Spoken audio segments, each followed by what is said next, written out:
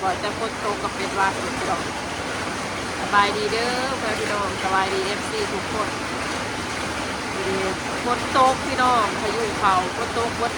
มันคือตอนนี้แค่นึงน่ะท่วมหรือว่าจังอยากไปเวิร์กหนักอยู่แต่ว่ามีแพ้เอาลูกสาวพี่น้องเลยออกไปเลือดกับอะไรพ้นโตดินนะอยากไปห้ามเวิร์กหนักคลายกินเลยจะดูไปน้ำกระยาดูเป็นวัดขนาดแม่ยักษ์เซ็นจะดีพี่น้องพ้นโต๊ะแห้งพายุเขาพี่น้องไอโดนเพิ่นไปอันนั้นไปใส่หม้อไปใส่หม้อดูที่ดอกแกงเนาะพ้นโต๊ะมือเดียวน้ำแกงกินเลยอีพ่อกระโทษมาบอกว่าออกไปเอางูเอาไปเบิ่งงูอะไรอยากทำผู้มาให้อยากทำแกงมาให้เพื่อนแต่ว่าไอโดนเพิ่นออกไปเนาะเขาบอกว่าสิแนวใดโต๊ะขาดโต๊ะแก่พี่น้องโต๊ะเฮงจะกัดแต่เที่ยงคือตีบอกจุดถีจุดเท้าเรียดียกเท้ายิ่งดูว่าเป็ดเก่าลูกปลายเก่าลูกปลายชิดลูกประมาณนี้คือซีรีส์อยู่วัดดึงพี่น้องอยากไปหาเบิกหน้าไรงัวสวยโดนกับมุกี้ไปเอาลูกพี่น้องใครสวยจนต้องไปกูเดียวคุณปากว่าไปใส่พวกอเดอะไรกันก็จะไปเบิร์พวกอเดอะไรวะที่จะเป็นวัดเดี๋ยวสิพาไปเบิร์อันนั้นข้างเขาบ้านแม่ทิ้งอันนั้นดินมันอันนั้นโดกพี่น้องดินมันโยดโดกนอกหนามันแห้งได้ฝนตกเดี๋ยวไปเบิร์อยู่หนาบ้าน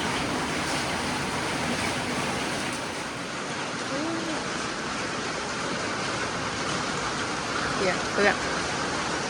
น้ำโหลดมากทางนี้นะระบายบ่ทัน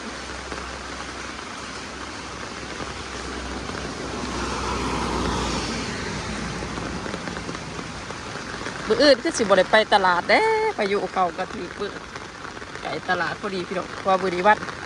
วันพุธเนาะมื้ออื่นกับวันพฤหัสนี่เด้จะเป็นคุมอยู่นี่บักเนาะหรือบ่ต้องคิงเอาง่าใหม่เอากิ่งใหม่มาใส่เพราะว่าอยากคนขี่รถมาเดี๋ยวเพราะว่าก็เป็นท่าขี่เอานะเดี๋ยวว่าก็เป็นท่าขี่เอาลงไปอยากเขาขี่รถมาไม่ไหวดิดกเจ็บเลยอยากจะโค้งนะมาเนี่ยอยากกูโคตรนะเอางาใหม่มาใส่มึงเสาเลยอยู่ดีกันสิเป็นหอมเลยดิหนามันสูงเนาะอะไรปกติมันสิเป็นอันนั้นห้องอยู่ดีดิเต็มโดดได้ดิพี่น้องคันโบวี่อันนี้เต็มแล้วกระโดดด้วยเนาะขออภัยน้ำเสียงเป็นน้ำคิงเด้อตันละเป็นวาดพี่น้องว่าจะฝนตกกันนะโอ้ยบัดนี้แด้สิเป็นหอมอยู่ดีสิเขาเหือดหยาบแล้วมันสิเสาะเนาะ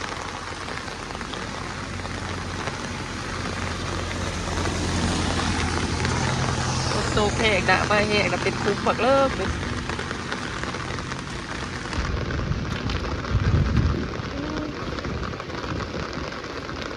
ว่าดินเขาอันนั้นทบไปก็ได้บริเวณเขาเห็ดใหม่นะเพราะว่าเขาโคตรดินก่อนเขาโคตรดินเอาโดดใหญ่ๆเลยพี่น้องก็ได้เห็ดไทยดินเอาโดดดินแตกเนาะท่อแตกแล้วเขากลับมาหาพี่สอบอยู่เข้ามาเห็ดใหม่แต่มันกับบริเวณก็อันนี้สั่งคือเก่ากระแตกอีกทีนี้คืออยู่ดีๆมันกระแตก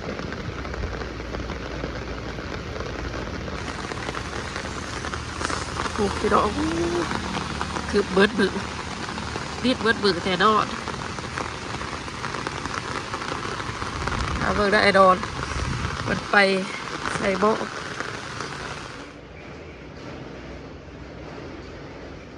ใส่สุดอีกนะใส่สุดดังเนี้ยอีกนะขั้นใส่กระโปรงสีฝาไอ้สีแรงมันเป็นหัวหนักประกันดิอย่างนี้เฮงนะทราบเลยเขาเขียนดิพวกนี้เก่าก่อนเนาะพอดีโอ้ยแกะเว้ยใส่เบอร์10 เถื่อ อ่างพอดูไปอ่างพอดูอ่างพอไหมไปอ่างพอจะไว้ไปอ่างพอโลนไหม ที่บอก บอลิงเกียมผมขนาดบอลิงอยู่ได้จักมือเด้ไปโรงเรียนดิดิงนี่จะไปโรงเรียนจักมือ เขาอยากนั่งแม่ดูทำไมนะ พี่น้อง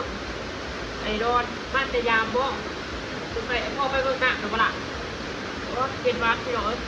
น้ำขึ้นแห้งบ้านจะยามบ่บอกอยู่ในปลาหลายดาวเนี่ยแล้วเบิ่งไก่ๆในปลาลูกเบิ่งไก่ๆในมึงน่ะพี่น้องพี่จะปลาดุกปลาดุกโอ้ยโตพี่น้องไม่ได้กิน10 ปีเป็นแรกอันนี้พยายามกับอันนั้นพวกอะไรนะแล้วก็พวกเบาฝึกเบามาอันนี้คือคนแบ่งว่าหน้านะไม่ได้บอกได้ร้ายเด็กพี่ดอกแต่ว่าคนร้ายบอกได้ร้ายเลยก็ มีแต่อีพอลุ่มคนเดียว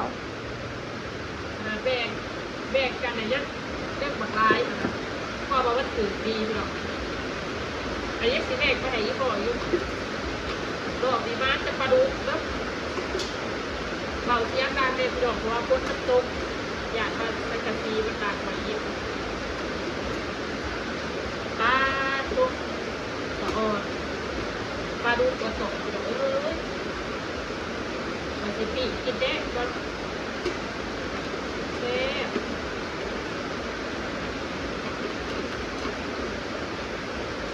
ใส่แป๊บเดียวเลยไม่เอาวัดประมาณใส่ตอนเกี่ยงนะตอนชิปผู้ปลายพี่น้องซ้ำผู้ปลายถึงกับพยายามเลยใส่แป๊บเดียวกระไรปลายไอ้ชิ้นเล็กก็แอบใหญ่นะ แป๊บเดียวจังเลยบักหึง แป๊บเดียว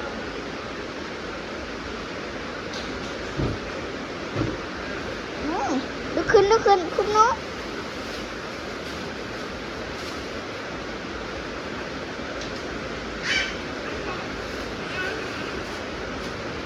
ตัวใหญ่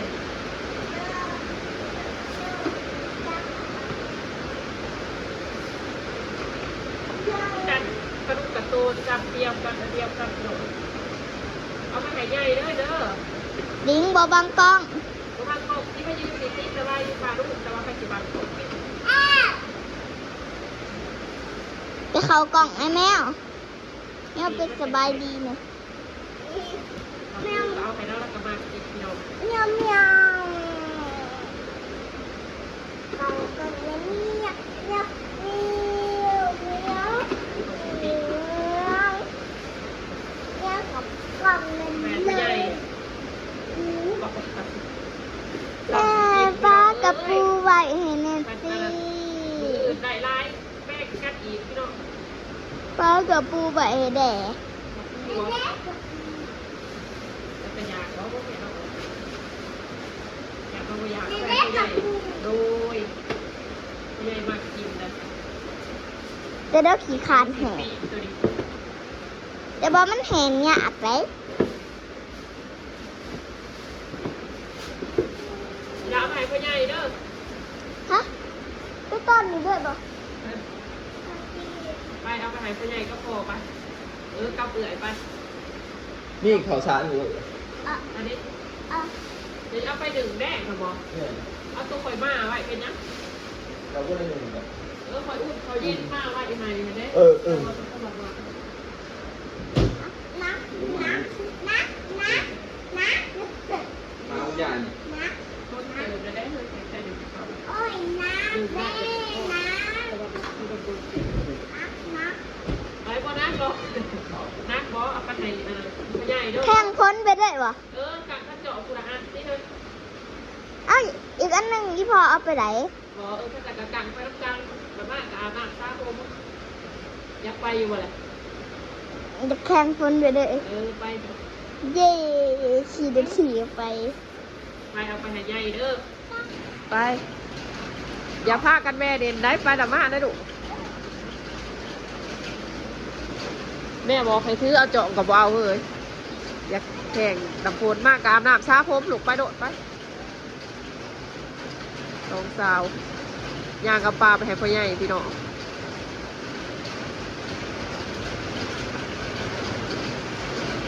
เดือดใจขนาดแด้ขันในวัดแข่งคนนะพี่น้องโอ้ยเกือบข่อยเด้ปีกจะได้จะมาจับอยู่ตัวปลาดุกอุ้ยคนละตายพี่น้องขอชาติเบิดตัวคนละยานอันนี้พวกกระกำเต็มมือคนดีนะแต่ว่าว่าคิดว่ากี่กระเดือนโอ้ยพี่น้องตาย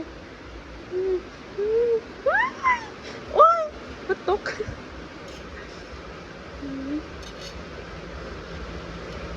ใส่ไพ่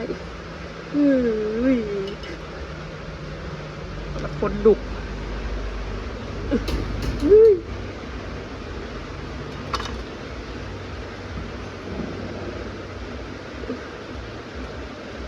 โอ้ย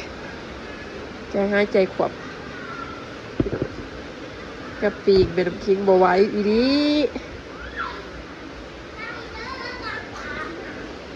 พ่อมาแล้วบ่ดิเป็นจะไรมานี่พ่อเอาว่าพ่อใหญ่หันพ่อใหญ่มาจะไรแหละพ่อใหญ่ว่ามีแต่ปลามีแหละ พ่อใหญ่กับไรปลาคือกันพอกะย่าไฟดาวไห้นะเบบี้โอ้ปีพี่น้องปีพ่ออะไรทำไลฟ์อย่าไปเกลือนะตอนเอาไปให้พ่อใหญ่บอกว่ามีปลาเลยลายเป็นไรที่ว่าพ่อใหญ่อะไรโบบี้ใช่ไหมดอกก่อนโบไหลปลาผมปลาอยากปลาเย็นคนจมอยากปลาเพราะว่าใส่ตัวบานามันหัวดอกก่อนอันนี้พี่น้อง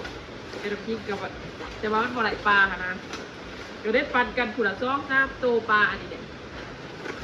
ดอกนี้ถือปลาไร้ก็ได้แบ่งมาให้เพื่อนไร้เนี่ยแต่ว่าคนที่ปลาคือกันเกือบเต็กเกลือกับมีปลาก็คือ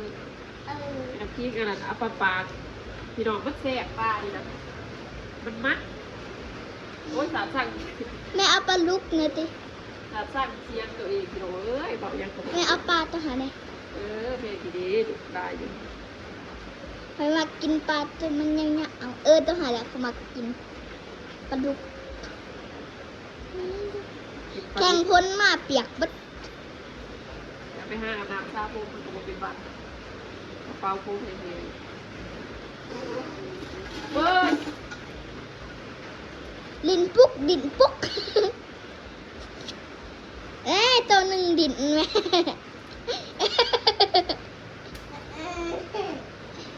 แม่มันหอนบ่ไหมอยากจะพาไอ้หมอดูบ่หอนจะนะเฮ้ยหอดูว่าถือไข่มันคือบทตายปีกไว้ดีแล้วเนาะพี่น้องจะหน่อยไปสิไปเลยมาตำหมักแตงแต่เพราะว่าเห็นหมักแตงอยู่ในถุงหรือว่าสิตำมะฮุงได้สาธารณไม่โดนก่อนเพื่อนยังไปเบิ่งงัวเพื่อนอยู่พี่น้องมาตยาบ้องกันนี่อยู่ไปเบิ่งงัวเด้อเห็นขวานามันขืนแห้งเนาะเดี๋ยวก็ไปเบิ่งหนังเด้อแม่เห็นหนังบ้างเห็นว่ามันได้เขาหวยค่ะนะแต่ว่าจะกินจากใดเพราะว่าเพื่อนก็ถ้าเราเอางัวเขาบ้านพี่น้องบางทีก็ได้ว่าเอาเขามาเรื่องแต่ยังอยากว่าอยากว่าตกกลางคืนเนาะแต่ว่าคือหลอกก่อนค่ะมันตกกระแห้งอยู่พี่น้องแต่ว่าหนาโมแห้งปานดีนะมือดอกมีทันโอ้แห้งขวบบาทเดียวอยากเต็มปะเดือดเบิดแล้วบรรยากาศคือฝนแล้วก็ฝนยังตกนิดคือเก่ามืดมาแต่นี้เดี๋ยวไปทางใดก็เลยมืดนะแต่ว่าไอโดนธนมะอยู่จักเวทว่าเพิ่นไปจะได้หรือว่าน่าจะได้งูอ่ะเดี๋ยวบอกกะห้างูอ่ะขาผากเพราะว่าน้ำสิขึ้นแห้งพี่น้องเพราะว่าคันตกอีกมือแรกเบิดคือดีหรือว่าซับมือคือดีกับรับรองถ่วมบ้านแน่นอนถ่วมบ้านแถวนุ่มนะพี่น้องคือแต่ละปีที่เคยถ่วมเพราะว่าดีกับน้ำสิเต็มทางนะนี่นะ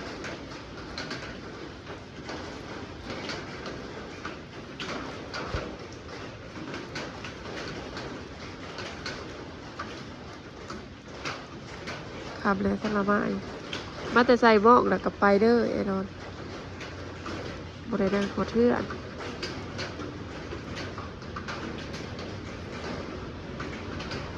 ดีกับเบืดกับวัฒนมาหัวเทือนเฮ็ดเขากินทาเพิ่นเรียบร้อย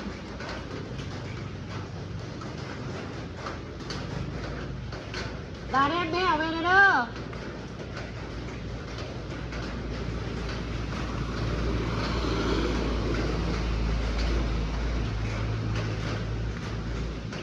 ได้ยินเสียงรถจะเป็นรถเปิดดีบอได้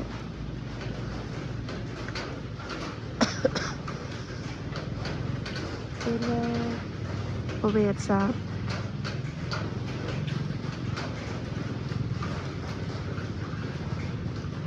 โอเวอร์สามพี่น้องทารามาอะไร ร้ายเรื่องบุญขนาด ไอ้โดนว่าก็กินแบบเปล่าๆพี่น้องจะมายืนกิน ที่แป้งง้อขาม แปลว่าค นั่ รั น บ มีตัวง้อตายเลย